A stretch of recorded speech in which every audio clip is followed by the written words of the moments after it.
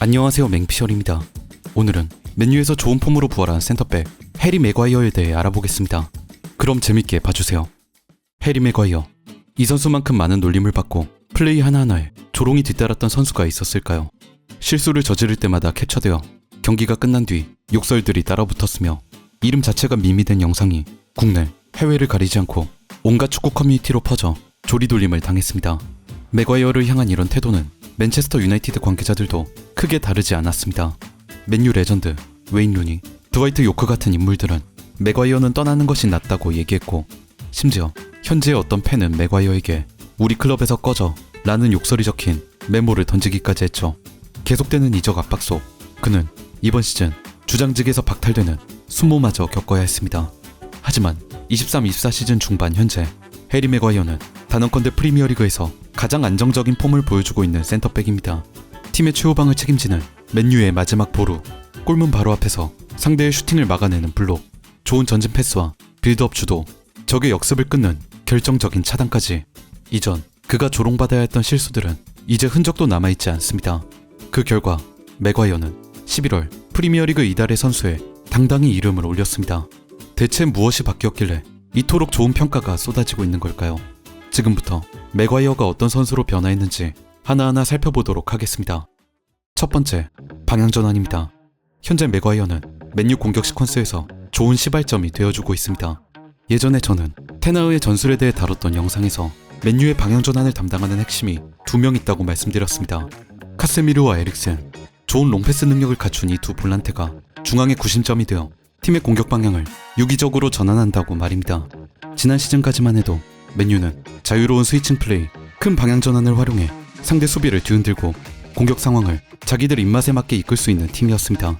테나우는 오른쪽 공간에서 볼이 많이 돌게 만든 후 왼쪽 윙포워드 레시포드를 아이솔레이션 시켜 그에게 더 많은 공간을 부여했습니다. 그리고는 중앙에 있는 볼란테를 통해 큰 전환 패스로 한 번에 공을 넘겨주며 왼쪽에서 좋은 찬스들을 만들곤 했죠. 저는 이번 시즌 맨유가 가장 부족한 점이 바로 이 포인트라고 생각합니다. 카세미르와 에릭센의 노쇠와 부상으로 인한 폼 저하가 부각되자 맨유엔 이런 큰 전환을 해줄 수 있는 자원이 사라졌습니다. 그나마 가능한 게 브루노 페르난데스인데 브루노를 3선으로 내리자니 전방의 공격 작업을 이끌 다른 대체자가 없습니다. 테나우가 나이 많은 수비수 조니 에반스를 기용하기 시작했던 게 이 때문이었습니다. 비록 불안감은 있지만 좋은 롱패스 능력을 갖춘 에반스를 센터백으로 배치함으로써 큰 전환 역할을 맡아주기를 기대했던 겁니다. 여기서 돌아온 맥과이어가 가장 눈에 띄는 점, 바로 이런 롱패스 능력을 장착했다는 부분입니다.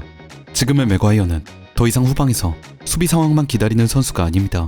공격 상황 때 하프라인 근처 혹은 그 이상으로 올라와 팀의 방향을 설정합니다.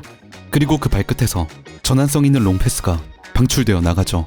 이번 시즌 맥과이어는 경기당 4.6개의 정확한 롱패스를 기록하며 해당 지표 팀 내 1위를 차지하고 있습니다. 그 좋은 패스 능력을 가졌다는 브루노 페르난데스의 경기당 4.3개보다 높은 수치입니다. 최근 맨유의 경기를 보면 맥과이어가 앞에 있는 동료의 백패스를 받아 큰 전환 패스 한 번을 반대편 공간으로 돌려놓는 장면을 심심찮게 확인할 수 있습니다. 이런 플레이는 과거의 맥과이어에게선 찾아볼 수 없었던 모습입니다. 두 번째, 한층 높아진 활동 공간입니다. 여태 전문가들이 꼽았던 맥과이어의 가장 대표적인 단점은 낮은 기동력이었습니다.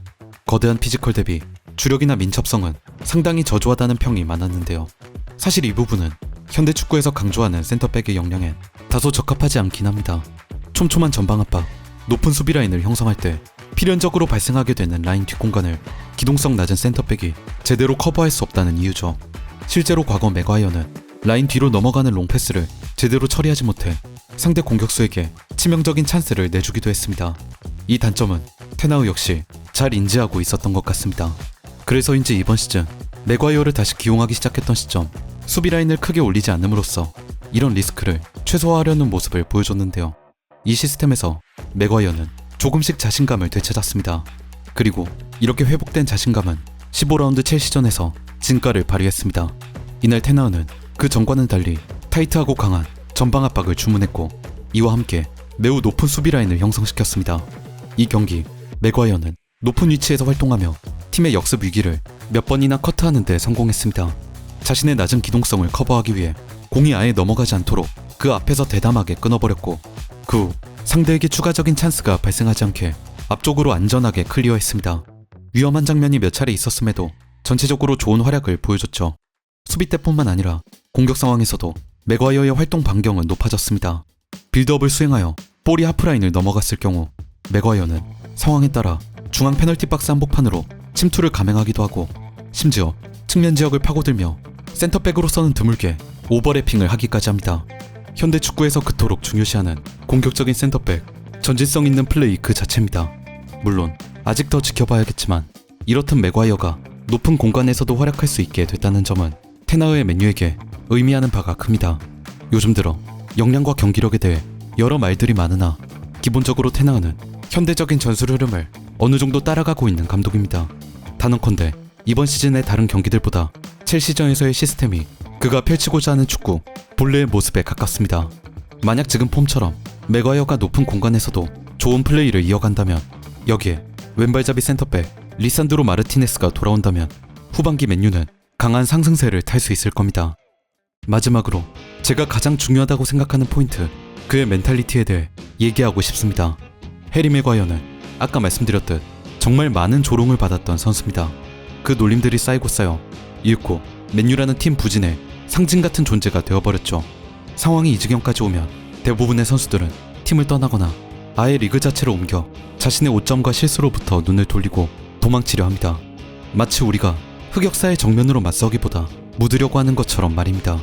하지만 맥과이어는 그런 선택을 내리지 않았습니다. 팀에서 어떻게든 팔아치워야 하는 애물단지 취급을 받았을 때 그는 맨유에서 주전 경쟁을 이어가겠다, 주전으로 선택받을 수 있도록 훈련과 경기에서 내 전부를 바치겠다 라고 말하며 잔류를 택했습니다. 주장직을 박탈당했을 때도 그의 발언은 인상적이었습니다. 개인적으로는 매우 실망스럽다. 그렇지만 나는 맨유 유니폼을 입을 때마다 최선을 다할 것이다. 지금까지 맨유의 주장 완장을 찰 수 있었던 것이 자랑스럽다. 온 마음으로 새 주장을 서포트하겠다. 이 두 발언은 팀을 향한 맥과이어의 태도를 가장 잘 보여주고 있습니다. 그는 방출 위기에 있을 때도, 주장직을 내려놓아야 했을 때도, 그리고 온갖 조롱의 대상이 되었을 때도 절대 팀이라는 공동체에 갈등과 소란을 불러일으키지 않았습니다. 자기 자리를 빼앗길 상황에 마주했을 때 한껏 마찰음을 일으키며 누군가를 비난하거나 SNS의 부정적인 심경을 토로하지도 않았습니다. 오히려 이러한 결정들은 감독의 고유 권한이라고 말해 테나흐를 두둔 맨유의 소란이 일어나지 않도록 조심하는 모습까지 보여줬죠. 갈등과 반목 대신 그가 택한 것은 언제나 하나, 훈련이었습니다. 지난 여름 자신에 대한 비난이 정점을 찍은 시점, 맥과이어는 히카루드 카르발료에게 부탁해 하루 3번씩 수비 훈련을 하고 자신의 부족한 점을 보완하려 했었습니다. 그리고 이번 시즌 그 노력은 아름다운 열매가 되어 맥과이어는 훨씬 좋은 모습으로 돌아와 팀의 주전을 온전히 실력으로 차지했습니다. 저는 이러한 태도가 맨유 같은 빅클럽에서 뛰는 선수들에게 가장 필요한 덕목이라고 생각합니다. 공동체를 생각하는 배려.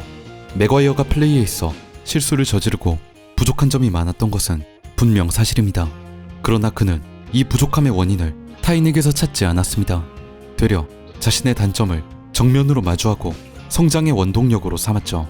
지난 6개월에서 12개월 동안 내가 행동한 방식이 정말 자랑스럽고 기쁘다. 이제 기회가 주어졌고 나는 팀을 도와 맨유가 원래 있어야 할 위치로 되돌릴 것이다. 그는 이제 더 이상 놀림거리 선수가 아닙니다. 해리 맥과이어의 부활은 모든 맨유 팬들에게 깊은 울림을 주고 있습니다. 여기까지 맨유의 든든한 기둥으로 거듭난 선수 해리 맥과이어에 대해 알아봤습니다. 그동안 누구보다 마음고생이 많았을 그가 앞으로는 좋은 모습을 보여주기를, 그리고 팬들로부터 계속 따뜻한 사랑을 받기를 진심으로 바랍니다. 그럼 지금까지 맹피셜이었습니다.